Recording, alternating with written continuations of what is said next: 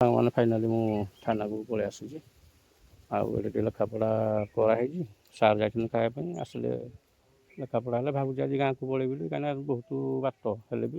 ସାଙ୍ଗମାନେ ଏବେ ବାଲିପାଟଣା ମାର୍କେଟକୁ ପଳେଇ ଆସିଛି ଟିକେ, ଏଠି ଲସି ଟିକେ ପିଇବା, କାହିଁକିନା ଅଣ୍ଡା ଭୋଜି କରି ଆଣିଛି। ଆଉ ନା ନେବେ ସାଙ୍ଗମାନେ ଖାଇବା, ଖାଇନା ଯିବା। କାହିଁକିନା ଯେଉଁ ଆମର ଆକ୍ସିଡେଣ୍ଟ ହେଇଥିଲା,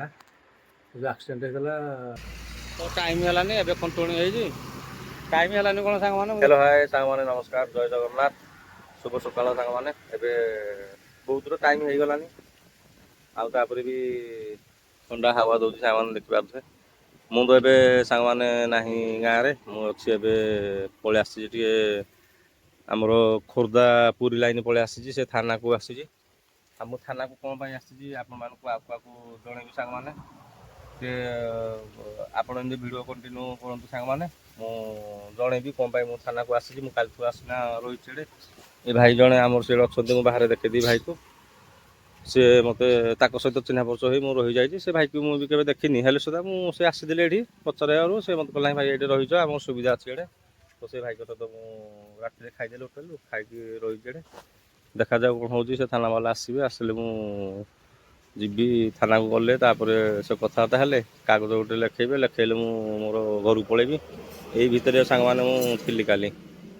ଆଉ ତାପରେ ସେ ଭାଇଙ୍କର ଦେଖନ୍ତୁ ପୁରା ମସ୍ତ ଲାଗୁଛି ଏରିଆ, କେତେ ସଜେଇ ରଖିଛନ୍ତି ଦେଖନ୍ତୁ। ଏପଟେ ବି ସୋ ଗଛ ଅଛି। ତାପରେ ଦେଖନ୍ତୁ ଗୋଟେ ସାଙ୍ଗମାନେ ଖରାଟିଆ ଚାଷ ହେଉଛି। ଆଉ ତାପରେ ଯିବା ଦେଖି ସେ କ'ଣ ହେଉଛି ସାଙ୍ଗମାନେ।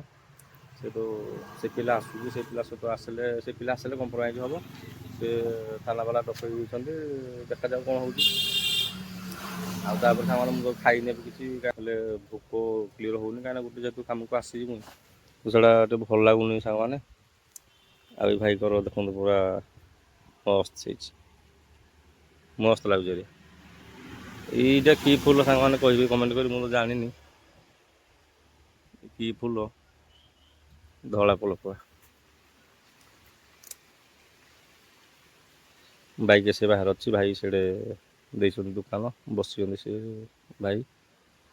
ସେ ଭାଇ ବହୁତ ଭଲ, କାହିଁକିନା ଭାଇ ମୁଁ ଚିହ୍ନିନି କି ସିଏ ମୋତେ ଚିହ୍ନି ନାହାନ୍ତି। ଫାଷ୍ଟ ଆସିଲେ ଏଡ଼େ ମୁଁ ପଚାରିଲି ଯେ ଭାଇ ଏ ଥାନାଟା କେଉଁଠି, ସେ କହିଲେ କ'ଣ କେମିତି ହେଇଛି, ତାକୁ ସବୁ କହିଲେ ଏମିତି। ଆଉ ଆମ ଶଳା ଜଣେ ଆକ୍ସିଡେଣ୍ଟ ହେଇଥିଲା, ତ ମୁଁ ଆସିଛି ଗୋଟେ ଲେଖା ନେବା ପାଇଁ। ସେ କହିଲେ ମୁଁ ଠିକ୍ ଅଛି, ମୁଁ ଥାନାକୁ ଫୋନ୍ କରୁଛି। ସେ ସାର୍ ଜଣେ ଆସିଲା ପରେ କଥାବାର୍ତ୍ତା ଆମେ ହେଲୁ। ସେ କହିଲେ ସେ ପିଲାକୁ ଡାକନ୍ତୁ, ସେ ପିଲା ଆସୁଛି ଏବେ। କାଲିଠୁ ମୁଁ ଆସିଲିନି, ହେଲେ ସେ ପିଲା ଆଜି ଆସୁଛି। ଆସିଲା ପରେ ଏବେ କମ୍ପ୍ରମାଇଜ୍ ହେଲେ, କ'ଣ ଯାହାର ଗୋଟେ ଲେଖାପଢ଼ା ହେଲେ, ମୁଁ ସେ କାଗଜଟା ନେଲେ। ଇନ୍ସୁରାନ୍ସ ପଇସା କିଛି ମିଳିବାର ଅଛି ତ ସେଥିପାଇଁ ଆସିଥିଲି। ଦେଖାଯାଉ ଆଗକୁ କ'ଣ ହେଉଛି ସାଙ୍ଗମାନେ। ମୁଁ ଥାନାକୁ ଯିବି, ଆଉ କ'ଣ ହେଲା ନହେଲା ଆପଣମାନେ ଏମିତି ଭିଡ଼ିଓ କଣ୍ଟିନ୍ୟୁ କରନ୍ତୁ। କ'ଣ ମାନେ ହେବାର ଅଛି ମୁଁ ଆପଣମାନଙ୍କୁ ନିହାତି ଜଣେଇବି ସାଙ୍ଗମାନେ। ମୁଁ ଏବେ ଯାଉଛି, ଯିବି ଖାଇବି, ତାପରେ ଗାଧେଇ ସାରିଲା ପରେ ତାପରେ ଯିବି ଖାଇବି। ଖାଇକିନା ସାର୍ ଡକେଇଲେ ମୁଁ ପୁଣି ଯିବି ଥାନାକୁ ଗଲେ ମୁଁ ଭିଡ଼ିଓ କରିବି, ଆପଣମାନଙ୍କୁ ଦେଖେଇବି କ'ଣ କମ୍ପ୍ରମାଇଜ୍ ହେଲା, ଆଉ କ'ଣ ହେଉଛି ମୁଁ ଆପଣଙ୍କୁ କହିବି।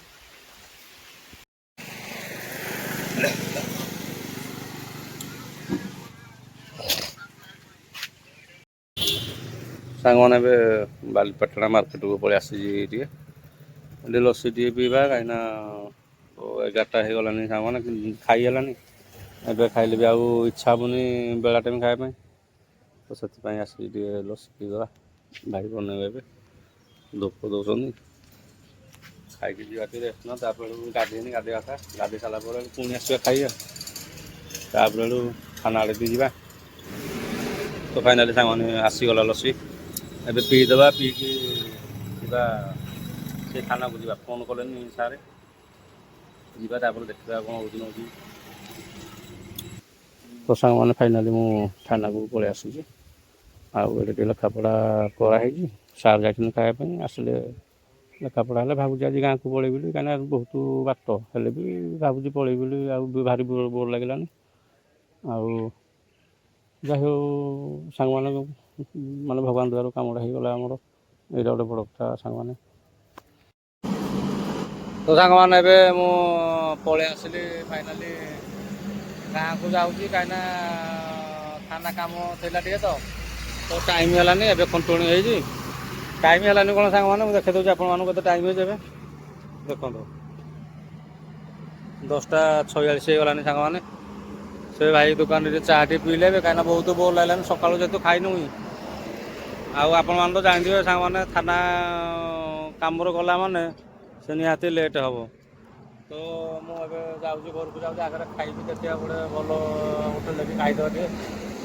ଆଉ ଟିକେ ରେଷ୍ଟ ନେବି, କାହିଁକିନା ରେଷ୍ଟ ନ ନେଲେ ସାଙ୍ଗମାନେ ହେବନି, ବହୁତ କାଟିଲାଣି ବିଷୟ। ଯେତେ ଏତେ ଟାଇମ୍ ହେଲାନି, ଦେଖାଯାଉ ଆଗକୁ ଯିବା। ଏବେ ସାଙ୍ଗମାନେ ଗୋବିନ୍ଦପୁର ଯୁବରାଜ ଢାବା ପହଞ୍ଚିଗଲେ। ଏବେ ଆଗ ଖାଇବା ଦୁଇଟା, କାହିଁକିନା ମୁଁ ପଖାଳ ଖାଇବା ପାଇଁ ମୋର ଭାରି ଇଚ୍ଛା ଥିଲା ପଖାଳ ଖାଇବା ପାଇଁ, ହେଲେ ତ ଟାଇମ୍ ବହୁତ ହେଇଯିବ ଘରୁ ଗଲାକୁ। ଆହୁରି 1.5 ଘଣ୍ଟା ପାଖାପାଖି ଲାଗିବ, କାହିଁକିନା ନାଇଟ୍ ରାତିଟା ନା ଧୀରେ ଧୀରେ ଯିବାକୁ ପଡ଼ୁଛି। ତ ବହୁତ ବି ବୋର୍ ଲାଗିଲାନି, ମୁଁ ସକାଳୁ କିଛି ଖାଇନି। ଆପଣମାନେ ତ ଜାଣିଛନ୍ତି ମୁଁ ଥାନା ଆଡ଼େ ଯାଇଥିଲି।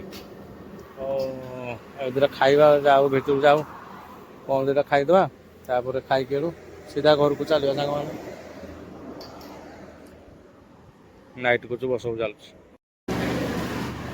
ଏବେ ଖାଇବା ମୋର ପଳେଇ ଆସିଲା, ଅଣ୍ଡା ଭୁଜି କରି ଆଣିଛି ଆଉ ନା ନେବେ ସାଙ୍ଗମାନେ ଖାଇବା, ଖାଇନା ଯିବା। କାହିଁକିନା ମୋତେ ନିଦ ପ୍ରବଳ ହେଲାନି, କାହିଁକିନା ବହୁତ ଟାଇମ୍ ହେଲାନି ନା, ଯେହେତୁ ସିଆଡ଼େ ଯାଇଥିଲି କାମରେ, ଦିନ ସାରା ଖାଇବା ହେଇନି। ଖାଇବି ଏବେ, ଖାଇନା ଗଲାକ ଶୋଇବା। ତ ସାଙ୍ଗମାନେ ଫାଇନାଲି ପଳେଇ ଆସିଲେ ଘରକୁ ଏବେ। ଓହୋ, 3 ଦିନ କଷ୍ଟ, ମୁଣ୍ଡ ଖରାପ ହେଇଛି। ଆଉ ଯିବା ଟିକେ ଘର ଭିତରେ ଟିକେ ରେଷ୍ଟ ନେବା, ତାପରେ ଦେଖିବା ପୁରା ଅନ୍ଧାର।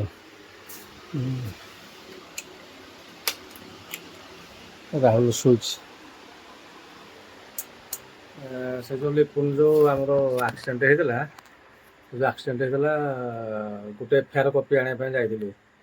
କାହିଁକିନା ସେ କିଛି ପଇସା ମିଳିବାର ଅଛି ତ, ସେଇଥିପାଇଁ ଯାଇଥିଲି। ପୁଣି ଆଉ ଥରେ ବି ଯିବାକୁ ପଡ଼ିବ। ଏବେ FIRଟା ଦେଇନି ଆସିଛି, ସେ କପିଟା ବଡ଼ ସାର୍ ଦେଇନାହାନ୍ତି, ଦେବେ। ସେ ଫୋନ୍ କରିବେ, କଣ୍ଟାକ୍ଟ ନମ୍ବର ନେଇଛନ୍ତି ମୋଠୁ। ତ ସେଥିପାଇଁ ମୁଁ ଯାଇଥିଲି। 3 ଦିନ ହେଲା ମୁଁ ପଡ଼ିଛି ସେଠି।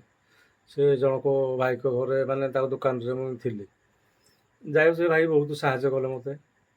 ତାଙ୍କର ଟିକେ ଚିହ୍ନା ପରିଚିତ ଥାନା ବାଲା ଥିଲେ ତ ଟିକେ ଜଲ୍ଦି ହେଇଗଲା, ନହେଲେ ଆହୁରି ବି 2-3 ଦିନ ଲାଗିଥାନ୍ତା ମୁଁ ଭାବୁଛି। ହଉ ଦେଖାଯାଉ। ଏବେ ତ ହେଇଗଲାନି 1 ପାଖାପାଖି, ସାଙ୍ଗମାନେ ଟିକେ ଶୋଇବା। 3 ଦିନ ହେଲା ଖିଆ ପିଆ କିଛି ଠିକ୍ ସେ ହେଇନି। ରାତି ପଳେଇ ଆସିଲି। ସେଠୁ ବାହାରିଲି 9ଟାରେ, ସେଠୁ ବାହାରିଲି। ଆଉ ତାପରେ ଏଠି ହେଇଗଲା ସେ 12:30 1 ପାଖାପାଖି ହେଇଗଲାନି ଅଧଘଣ୍ଟା। ଆଉ ଆସୁନୁ ବାହାର ଅଛୁ।